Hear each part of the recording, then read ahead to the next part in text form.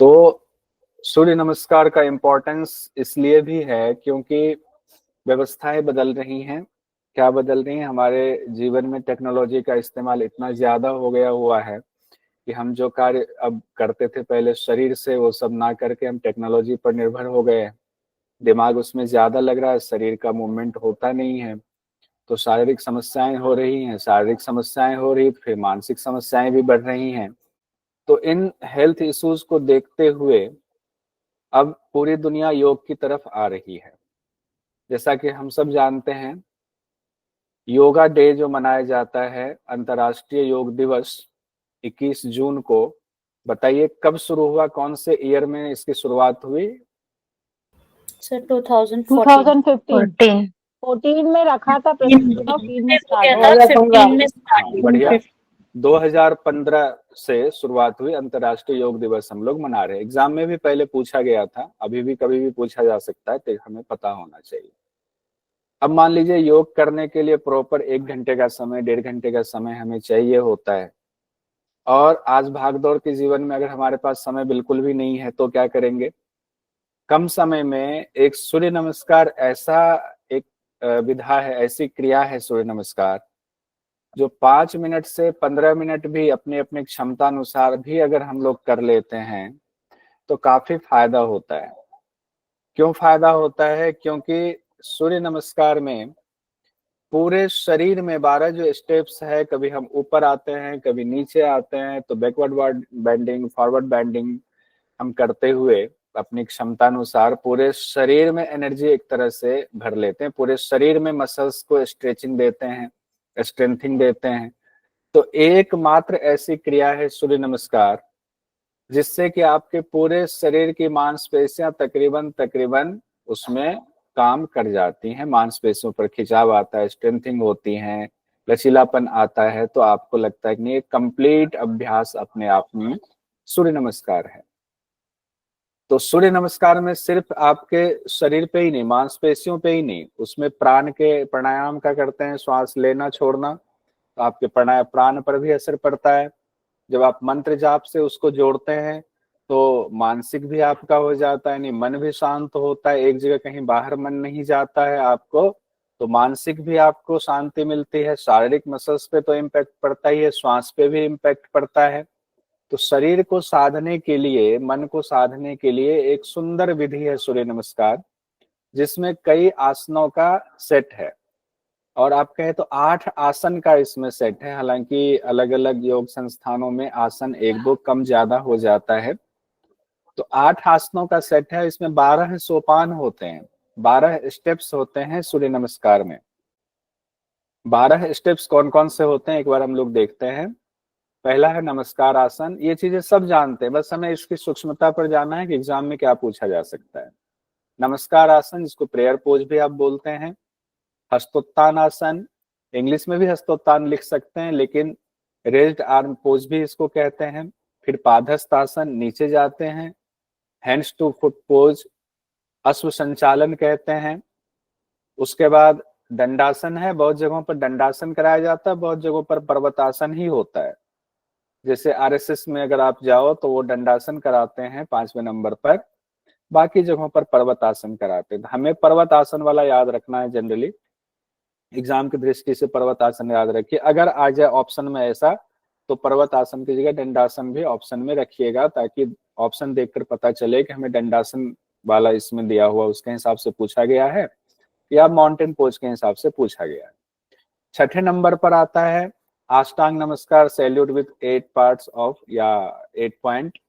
भुजंग आसन, जिसको cobra pose कहते हैं, 7वें नंबर पर। 8वें नंबर पर फिर पर्वत आसन है, जिसको कि अधोमुख श्वान आसन भी कहते हैं, माउंटेन पोज। अश्व संचालन है, फिर है पादहस्त आसन, फिर हस्तोत्तान आसन, और लास्ट में फिर नमस्कार आसन। तो ये 12 स्टेप्स हमारे होते हैं, जो कि सब लोग जानते हैं, योग में मास्टर किए हुए आप लोग, तो ये तो बहुत आसान है आपके लिए। अब सूर्य नमस्कार की कई विधि होती है। एक अष्टांग योग का सूर्य नमस्कार होता है, सिंपल सूर्य नमस्कार होता है, मूवमेंट के सूर्य नमस्कार। इतना ज्यादा अब रिसर्च होकर के इतनी वेराइटीज आ गई सूर्य नमस्कार की कि आप जाओगे हर संस्थान में तो उन्होंने थोड़ा बहुत चेंज करके अपना सूर्य नमस्कार में कुछ अलग अलग कर लिया हुआ है। तो कई जगहों पर संस्थान 8 आसन बताते हैं, कई जगहों पर 7 आसन बताते हैं, लेकिन स्टेप्स 12 हर जगह पर यही होता है।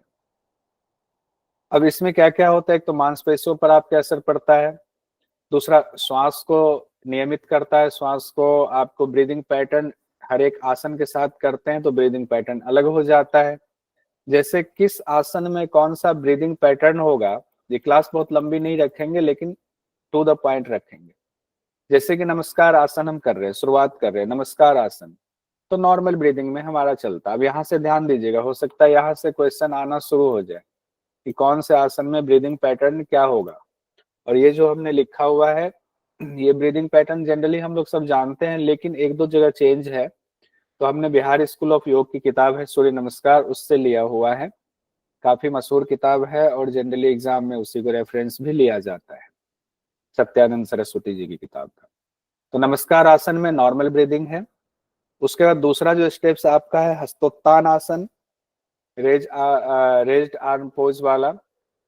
उसमें क्या करते हैं, जब हाथ ऊपर उठाते हैं, बॉडी को पीछे ले जाते हैं, तो श्वास लेते हैं, इनहेल करते हैं, और फिर जब वहीं से पादहस्त आसन में आते हैं तो श्वास छोड़ते हुए आते हैं, एक्सेल करते हैं, इनहेल फिर एक्सेल में आए। फिर जैसे हम अश्व संचालन में पीछे एक पांव ले जाते हैं, पादहस्त से अश्व संचालन में गए, तो उसमें फिर श्वास लेते हैं, फिर इनहेल करते हैं, फिर जैसे पर्वत आसन में आते हैं फिर एक्सेल करते हैं। तो एक इनहेल एक्सेल ऐसे चल रहा है। अष्टांग नमस्कार में जैसे ही आते हैं, तो जनरली हम लोग अष्टांग नमस्कार में ये पढ़ते हैं या कराते हैं या करते हैं, उसमें कहते हैं कि ब्रीदिंग को नॉर्मल कर लें। लेकिन यहाँ कहा गया है बिहार स्कूल ऑफ योग की किताब में, अष्टांग नमस्कार में ब्रीद को, the breath is held outside in this pose, there is no respiration, यानी कि श्वास को बाहर छोड़ करके हम रोक करके रखते हैं। ब्रीथ को होल्ड करना कैसे, आउटसाइड, बाहर निकाल करके। ये एक चेंज है जो आपको ध्यान रखना है, और एग्जाम में क्वेश्चन कैसे पूछा जाता है उस हिसाब से आपको पता चल जाएगा। 7वां है भुजंगासन। भुजंगासन में फिर जो है इनहेल, श्वास लेते हुए ऊपर, फिर पर्वतासन में एक्सेल करना है श्वास छोड़ते हुए। फिर 9वां है अश्व संचालन। अश्व संचालन में अब यहाँ पर इनहेल करना है, चूंकि एक्सेल किया था, अश्व संचालन में जब आ रहे हैं तो इनहेल करेंगे, और फिर पादहस्तासन में चले गए। अश्व संचालन के बाद पादहस्तासन में तो एक्सेल करेंगे, और वहां से फिर हस्तोत्तान आसन इनहेल, और फिर नमस्कार आसन में आएंगे तो एक्सेल करते हुए फिर वापस आ जाएंगे। ये हमारा ब्रीदिंग पैटर्न रहेगा। हाँ, सनी जी कुछ पूछना चाह रहे हैं, पूछ लीजिए, फिर आगे बढ़ते हैं। इसमें किन्हीं को और शंका हो तो पूछ लीजिए। सर वही सर, जो हम आते हैं दंडासन में, हमने ऑलरेडी फिल किया हुआ पर्वतासन में, वहां से फिर उसको टाइम देना, और तो वो फिर दिक्कत करता है लोगों को। हाँ, तो लोगों के लिए नहीं है ना, ये फाइनल पोस्चर की बात होती है। जब भी हम कोई आसन देखते हैं जनरली हठयोग में भी, तो वो फाइनल पोस्चर की बात होती है। आम आदमी को किसी को भी करा दो तो फाइनल पोस्चर में जा पाओगे? जितने षटकर्म की बात की गई किताबों में फाइनल पोस्चर की बात की गई है, इसलिए तो गुरु की चर्चा होती है, गुरु क्षमता के देख करके उसको आसन कराते हैं। ठीक है, तो ये फाइनल पोस्चर की बात होती है, तो इसमें परेशान नहीं होंगे। आप जैसा करते कराते हैं वैसा ही कराइए, एग्जाम की दृष्टि से पढ़ रहे हैं हम लोग। अब उसके बाद जब एक एक आसन हम कर रहे हैं और 12 स्टेप्स में उसको कंप्लीट कर रहे हैं, वापस गए और फिर वहीं से वापस से फिर उसी स्थिति में पहुंच गए, तो इस दौरान 12 स्टेप्स में 12 मंत्र का भी जाप है। एक तो सूर्य नमस्कार के मंत्रों की चर्चा ऋग्वेद में अलग अलग जगहों पर है, भगवान सूर्य की आराधना की चर्चा है, छांदोग्य उपनिषद में भी है, बृहदारण्यक उपनिषद में भी है भगवान सूर्य की आराधना की चर्चा। लेकिन ये वाला सूर्य नमस्कार जो योग से जुड़ा हुआ है, जनरली इसकी चर्चा के बारे में पता नहीं चल पाता कि इसकी शुरुआत कब से हुई है, कब जो है इस सूर्य नमस्कार ये 12 स्टेप्स वाला शुरू हुआ, इसका कोई प्रमाण नहीं मिलता है। लेकिन सूर्य की आराधना का प्रमाण, जब भी अध्यात्म की शुरुआत हुई है तो सूर्य की आराधना से शुरुआत हुई है, क्योंकि हमारे सबसे पुरातन ग्रंथ हम उपनिषद को माने तो हर उपनिषद में सूर्य का इंपॉर्टेंस, सूर्य की आराधना की बात आती है। अब हम लोग आते हैं सूर्य के 12 नाम पर। तो 12 मंत्र जो है, ये जब आपके घर में, हमारे घर में सत्यनारायण भगवान की भी पूजा होती है, उस दौरान भगवान सूर्य का जब आह्वान किया जाता है तो उस दौरान इस मंत्र का जाप किया जाता है। ओम मित्राय नमः, ओम रवये नमः, ओम सूर्याय नमः। पंडित जी इसका जाप आपको कराते हैं। तो ये हमारे ग्रंथ में ये 12 जो मंत्र है इसकी चर्चा है। ओम मित्राय नमः, ओम रवये नमः, ओम सूर्याय नमः, ओम भानवे नमः, ओम खगाय नमः, ओम पूष्णाय नमः, ओम हिरण्यगर्भाय नमः, ओम मारीचाय नमः, ओम आदित्याय नमः, ओम सावित्रे नमः या सवित्रे भी कहते हैं, ओम अर्काय नमः, ओम भास्कराय नमः। अब है याद कैसे करेंगे, सीक्वेंस में बहुत सारे लोगों को याद होगा, लेकिन बहुत सारे लोग जिनको याद नहीं है वो ये निमोनिक याद कर लीजिए। निमोनिक है याद करने का, मिर्सु भाखफू हिमा आशा अभा। मिर्सु भाखफू हिमा आशा अभा। एक दो बार इसको लिख करके इसको मैच करेंगे तो आपको याद हो जाएगा। ओम मित्राय नमः, ओम रवये नमः, ओम सूर्याय नमः, ओम भानवे नमः, ओम खगाय नमः, ओम पूष्णाय नमः, ऐसे ही ओम हिरण्यगर्भाय नमः, ओम मारीचाय नमः, ओम आदित्याय नमः, ओम सावित्रे नमः, ओम अर्काय नमः, ओम भास्कराय नमः। इस तरह से ये निमोनिक आप अगर याद कर लेंगे तो 12 मंत्र आपको याद हो जाएगा। क्योंकि एग्जाम में ये भी पूछा जाता है कि छठे नंबर का मंत्र सूर्य नमस्कार का कौन सा है, 5वें नंबर का मंत्र कौन सा है। अब अगर आपको सीक्वेंस नहीं याद है तो आसन से कैसे उसको मैच कर पाएंगे। तो एक बार हम लोग ऊपर पढ़ चुके हैं श्वास की प्रक्रिया, आसन, अब उसको मंत्र से जोड़ते हुए टेबल में देखते हैं। नमस्कार आसन है, शुरुआत जब कर रहे हैं, नॉर्मल ब्रीदिंग है, मंत्र है ओम मित्राय नमः।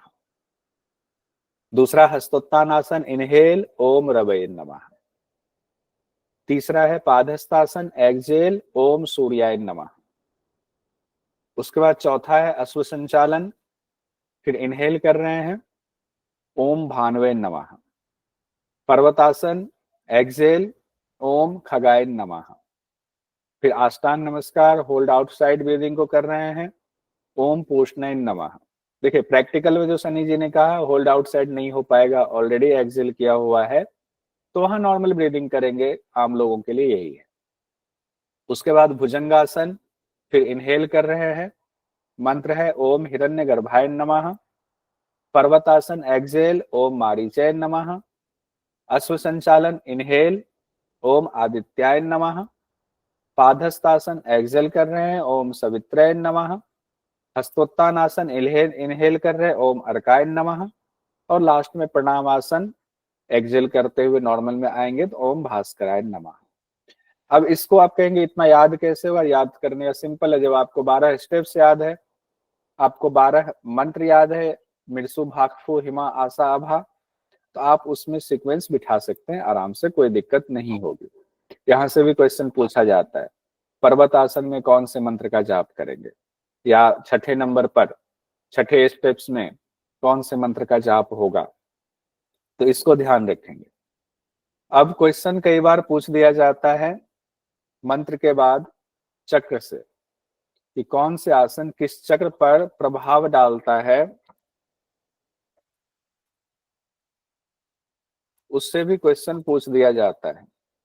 तो ये भी हमने बिहार स्कूल ऑफ योग की किताब से लिया हुआ है। तो इसमें भी हमने चार्ट में फिर इसको चक्र जोड़ दिया हुआ। आपने आसन, श्वास प्रक्रिया, मंत्र देख लिया, चक्र को देख लीजिए। सिर्फ चक्र और आसन हम लोग कर लेते हैं, इसमें बात करते हैं।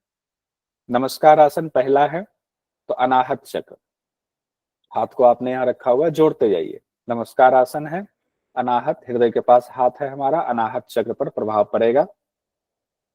हस्तोत्तान आसन, जैसे हाथ हमने ऊपर किया, सिर को पीछे कर रहे, विशुद्धि चक्र पे प्रभाव आता है सबसे ज्यादा। दूसरा, तीसरा, जैसे हम नीचे आते हैं पादहस्त आसन में, तो पादहस्त आसन में स्वाधिष्ठान चक्र के बारे में कहा गया है, स्वाधिष्ठान चक्र पर प्रभाव सबसे ज्यादा आता है। उसके बाद अश्व संचालन, अजना चक्र, अश्व संचालन, अजना चक्र। अजना कौन सा होता है बताइए? अनाहुत, आज्ञा चक्र, आज्ञा चक्र, आज्ञा चक्र। आज्ञा चक्र को अजना कहते हैं। तो अश्व संचालन में जब हम जा रहे हैं तो आज्ञा चक्र पे ध्यान आएगा, आज्ञा चक्र पे ध्यान भी आएगा, आज्ञा चक्र पर हमें ज्यादा प्रभाव भी पड़ता है अश्व संचालन में। फिर हम चले गए पर्वतासन में। पर्वतासन में विशुद्धि चक्र पर, पर्वतासन विशुद्धि चक्र पर हमारा ध्यान आएगा। देखिए हस्तोत्तान में भी विशुद्धि का है, हस्तोत्तान विशुद्धि, और पर्वतासन में जा रहे हैं वहां भी विशुद्धि चक्र की बात आ रही है। अष्टांग नमस्कार मणिपुर चक्र पे ध्यान लेना है, मणिपुर चक्र पे ही प्रभाव आता है। भुजंगासन स्वाधिष्ठान चक्र, स्वाधिष्ठान चक्र फिर आया। भुजंगासन में स्वाधिष्ठान चक्र, पर्वतासन में फिर विशुद्धि चक्र, अश्व संचालन फिर से अजना, और अश्व संचालन के बाद पादहस्तासन स्वाधिष्ठान, हस्तोत्तान आसन में फिर विशुद्धि, हस्तोत्तान में विशुद्धि ही गए थे वहां भी, फिर नमस्कार आसन या प्रणाम आसन अनाहत चक्र पे। तो बेसिकली कितने चक्रों पर प्रभाव पड़ रहा है इस हिसाब से देखें तो मणिपुर नहीं है, मणिपुर मूलाधार नहीं है। मणिपुर क्यों नहीं है? मणिपुर भी है, ऐसा नहीं मणिपुर नहीं है।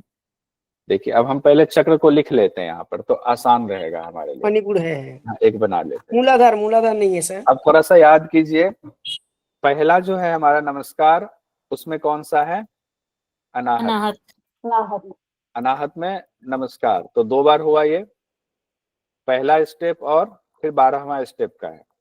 ठीक है, हम लोग ऐसे कर लेते हैं, थोड़ा याद भी हो जाएगा, ठीक रहेगा। उसके बाद है दूसरा हस्तोत्तान गए तो किस में आएगा? विशुद्धि।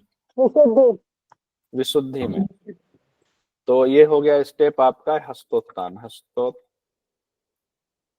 ये हो गया आपका सेकंड स्टेप और प्लस 11वां। उसके बाद विशुद्धि व हस्तोत्तान के बाद पादहस्तासन में गए थे तो कौन से चक्र पे पड़ा था प्रभाव? स्वाधिष्ठान चक्र। स्वाधिष्ठान पर। स्वाधिष्ठान में कौन सा था? पादहस्त। पादहस्तासन। पादहस्त कौन से नंबर का होगा? तीसरा और 3rd and 10। 3rd and 10। ठीक है, उसके बाद कौन से चक्र पे गए? पादहस्त गए, फिर गए हम अश्व संचालन। अश्व संचालन में किस पे पड़ रहा है प्रभाव? आज्ञा चक्र। आज्ञा। अजना या आज्ञा चक्र, इसमें आप गए अश्व संचालन। अश्व संचालन का स्टेप हो गया 4 एंड उधर से वापसी में 9।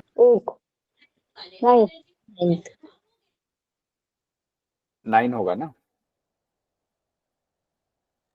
9 होगा ना? Yes sir 9। यस सर 9 होगा। 9 होगा। ऊपर से ना 1 2 3 बढ़ते जा रहे हैं तो ऊपर से 12 11 10 9 बढ़ते जाएंगे। आज्ञा चक्र के बाद अश्व संचालन के बाद हम किस में जा रहे हैं?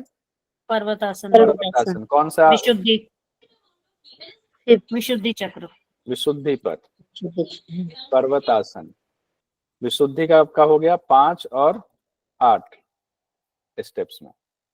उसके बाद पर्वतासन के बाद हम जा रहे हैं अश्व संचालन में, उसमें अष्टांग नमस्कार में। अष्टांग नमस्कार में कौन से चक्र पे पड़ रहा है? मणिपुर चक्र। अष्टांग नमस्कार तो एक ही बार है, 6ठे नंबर पे। 6ठे नंबर। उसके बाद हमारा अष्टांग के बाद हम गए किस पे? भुजंग में स्वाधिष्ठान पे फिर पड़ रहा है। भुजंग में पादहस्तान में स्वाधिष्ठान।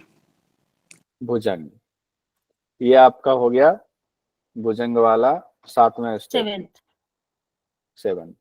उसके बाद भुजंग के बाद फिर पर्वतासन। पर्वतासन 8 से रिपीट है। अब रिपीट हो गया तो अब पर्वतासन हो गया आपका विशुद्धि, फिर से विशुद्धि पर्वतासन तो 8, फिर 8 9 फिर तो वही हो गया। पर्वतासन हो गया 8, फिर हो गया आज्ञा चक्र अश्व संचालन, फिर जो है पादहस्त, फिर हो गया इतना। तो आसन हमारे उस हिसाब से देखिए, अनाहत चक्र में कौन सा आएगा? नमस्कार। विशुद्धि आ गया हमारा हस्तोत्तान आसन में, स्वाधिष्ठान पादहस्त आसन में, आज्ञा चक्र वाला या अजना हो गया अश्व संचालन में अजना, विशुद्धि चक्र पर्वतासन में, मणिपुर अष्टांग में, स्वाधिष्ठान में भुजंग। बस इतना ही याद करना, 12 स्टेप्स में नहीं, इतना ही कर लिया। 3 3 6 1 7 आसन के हिसाब से हमने याद कर लिया, हो गया हमारा। ठीक है, और इसको कुछ नहीं, प्रैक्टिस करेंगे, एक बार आंख बंद करके देख लेंगे तो हो जाएगा। अभी जैसे हम लोगों ने कर लिया, एक बार पढ़ लेते हैं, लास्ट में एक दो लोगों से रिवीजन कर लेंगे, पूछ लेंगे तो याद हो जाएगा, कोई बहुत बड़ी बात नहीं। अब ये जो हमने लिया हुआ है, सोर्स क्या है इसका, बिहार स्कूल ऑफ योग की किताब से लिया हुआ है, जिसको स्वामी सत्यानंद सरस्वती जी ने लिखा है। किताब का नाम है सूर्य नमस्कार। और इसी किताब में एक और बात लिखी हुई है, क्या पता एग्जाम में पूछ दे, तो हमने सोचा इसको भी रख लेते हैं। इस किताब में लिखा हुआ है कि सूर्य नमस्कार के दौरान बीज मंत्र का भी महत्व है। 6 बीज मंत्र का जाप करना चाहिए हर राउंड के बाद। एक राउंड सूर्य नमस्कार आपने किया तो उसके बाद 6 बीज मंत्र है, 4 बार बीज मंत्र का जाप करना चाहिए। 6 बीज मंत्र है तो 4 बार उसका जाप करने के लिए बोला हुआ है। वो क्या है बीज मंत्र बोलकर? बीज मंत्र को कैसे करना, या तो मौखिक तौर पर आप बोल रहे हैं आवाज दे करके, या फिर मानसिक तौर पर भी आप जो है इसको कर सकते हैं। तो 6 कौन से बीज मंत्र है? ओम ह्राम, ओम ह्रीम, ओम ह्रुम, ओम ह्रैम, ओम ह्रौम, ओम हरह। ये 6 बीज मंत्र हैं। ह्राम, ह्रीम, ह्रूम, ह्रैम, ह्रौम, हरह, ये बीज मंत्र बताया हुआ है। ठीक है, क्या है? ह्राम, ह्रीम, ह्रूम, ह्रैम, ह्रौम, हरह, ये 6 बीज मंत्र भी बताया हुआ है। और फायदा क्या क्या होता है हम लोग जानते हैं, चक्रों पर प्रभाव पड़ता है, शरीर पूरी तरह से स्वस्थ होता है। और इसी किताब में ये बात कही गई, 5 मिनट से लेकर 15 मिनट भी सूर्य नमस्कार अगर आप डेली करते हैं तो आपको बहुत फायदे होते हैं। कमर दर्द की शिकायत हो, सर्वाइकल की शिकायत जो है, ये सब समस्याएं दूर होती हैं। लेकिन जब कमर दर्द ज्यादा तो हस्तोत्तान आसन नहीं करेंगे, ये भी है। जिनको नहीं है उनके लिए ये सब चीजें नहीं होंगी। जिनको कोई समस्या है तो उनको पहले योग शिक्षक से या डॉक्टर से सलाह लेकर के ही करना है। मोटापा नहीं होगा, रीढ़ की हड्डियां फ्लेक्सिबल होती हैं, मजबूत होती हैं, उससे संबंधित कोई समस्या नहीं होगी। मांसपेशियों की ताकत बढ़ती है और शरीर संतुलन, बैलेंसिंग जो है ग्रेविटेशनल फोर्स की वजह से, उसमें सुधार होता है। और बिहार स्कूल ऑफ योग की किताब में हर सिस्टम में, जैसे रेस्पिरेटरी सिस्टम में क्या क्या ये इम्पैक्ट डालता है इसकी चर्चा है, सर्कुलेटरी सिस्टम में कैसे इम्पैक्ट डालता है इसकी चर्चा है, डाइजेस्टिव सिस्टम पर बहुत अच्छा प्रभाव पड़ता है, सुधरता है, उसकी चर्चा है, यूरिनरी सिस्टम है, स्किन के लिए बहुत अच्छा है। जब आप अधोमुख श्वान आसन में जाते हैं तो ब्लड सर्कुलेशन सिर की तरफ आता है, तो चेहरे की तरफ ब्लड सर्कुलेशन बढ़ता है, तो स्किन के लिए, फेस के लिए बहुत बढ़िया है। नर्वस सिस्टम, चूंकि बैलेंसिंग होती है बॉडी की, तो नर्वस सिस्टम पर इसका बहुत अच्छा असर पड़ता है। इंडोक्राइन सिस्टम में भी सुधार आता है इससे, अगर कोई समस्या है तो। अब किनको नहीं करना चाहिए? हर्निया की अगर आपको प्रॉब्लम है तो बहुत संभल करके डॉक्टर से सलाह के बाद, हर्निया भी कई तरीके की होती, कई स्टेज की होती है, तो उस हिसाब से डिपेंड करेगा। हर्निया है तो ना करें। हाई बीपी है तो सूर्य नमस्कार नहीं करेंगे। कमर दर्द है तो भी सूर्य नमस्कार नहीं करेंगे। अब कमर दर्द में भी कई बार क्या होता है, किस लेवल का कमर दर्द है, कमर दर्द की वजह क्या है, स्लिप डिस्क की वजह से, कोई और समस्या है, तो कमर दर्द का रीजन क्या है, उसके हिसाब से चीजें बदल जाती। अगर कमर दर्द यूं ही है थकान से या किसी विटामिन वगैरह की कमी से, तो विटामिन वगैरह लीजिए, सूर्य नमस्कार कर सकते हैं। या सूर्य नमस्कार में पादहस्त आसन वाला स्किप करके आप कर सकते हैं। लेकिन डॉक्टर की सलाह और अच्छे योग शिक्षक से मिलने के बाद ही करेंगे, खुद से नहीं करेंगे।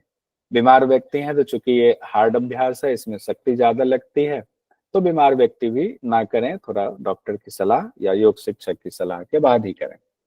और सूर्य नमस्कार है ही सूर्य की आराधना, तो इसमें सूर्य का महत्व है। छांदोग्य उपनिषद में भी हम लोगों ने पढ़ा हुआ, प्रथम अध्याय के 3 खंड में कहा गया है कि सूर्य के उदित होने से अंधकार और भय का नाश होता है। पूरे ब्रह्मांड को कहाँ से एनर्जी मिलती है? सूर्य से मिलती है। इसीलिए इसकी उपासना से अज्ञान रूपी अंधकार भी दूर होता है। और उसी सूर्य का अंश प्राण भी है, और हमारे शरीर में प्राण है, तो हमारे शरीर में भी सूर्य का अंश है, और सूर्य बाहर भी है, सूर्य उष्मा भी है, प्राण भी है। तो इसीलिए सूर्य की उपासना हम करते हैं कि हमारे अंदर, कहते हैं सूर्य शक्ति का, ऊर्जा का प्रतीक है। अब वही बात कि हठयोग के जो ग्रंथ, अभी तक जितने ग्रंथ हम लोगों ने पढ़े हैं, उन ग्रंथों में कहीं भी सूर्य नमस्कार का जिक्र नहीं आता है। आसनों का आता है, अलग से सूर्य नमस्कार का जिक्र नहीं आता है। लेकिन सूर्य नमस्कार वैदिक काल से ही इसका अभ्यास चला आ रहा है। गुरु शिष्य परंपरा में सूर्य नमस्कार चला आ रहा है, भले ही पुस्तक में इसकी चर्चा ना हो। पुस्तक में बहुत सारे अभ्यास की चर्चा नहीं है जो गुरु शिष्य परंपरा में चला आ रहा है। तो आज मैंने ये तैयार किया, सवाल जितने अब तक पूछे गए वो नहीं निकाल पाया हूं, लेकिन एक सवाल जो मुझे मिला 4 सितंबर जो भी लेटेस्ट पेपर हुआ जून वाला, उसका सवाल ये निकला है। देखिए, सूची 1 से सूची 2 का मिलान कीजिए, पूछा गया सवाल है। सूची 1 में है पादहस्तासन, अश्वसंचालन, पर्वतासन, अष्टांग नमस्कार। सूची 2 में चक्र दिया हुआ है। पादहस्तासन का कौन सा चक्र होगा बताइए? स्वादिष्ठान चक्र। स्वादिष्टान चक्र। स्वादिष्टान चक्र। देखते हैं कि हम लोग जो पढ़े हैं वो इससे मैच करता है कि नहीं। अश्वसंचालन का अश्वसंचालन, आज्ञा चक्र, अंजना चक्र, अजना चक्रवात, आज्ञा चक्र। आज्ञा चक्र, पर्वतासन में विशुद्धि चक्र, विशुद्धि चक्र। विशुद्धि चक्र, विशुद्धि चक्र। अष्टांग नमस्कार में मणिपुर चक्र, मणिपुर चक्र। मणिपुर चक्र। तो पादहस्तासन आपका हो गया स्वाधिष्ठान, ए का 3 इसमें भी है, उसमें ठीक है, ए का 3 हुआ। Sir third option. उसके बाद है अश्वसंचालन। अश्वसंचालन में क्या कहा? आज्ञा चक्र, बी का 4। आज्ञा चक्र। तो बी का 4 यहाँ तक पहुंचे। पर्वतासन विशुद्धि 2, सी का 2 और डी अष्टांग का 1। तो तीसरा ऑप्शन इस हिसाब से सही होता है। देखते हैं, हाँ तीसरा ऑप्शन ही एनटीए ने माना है। तो इस तरह से हम लोगों ने यहाँ तक देख लिया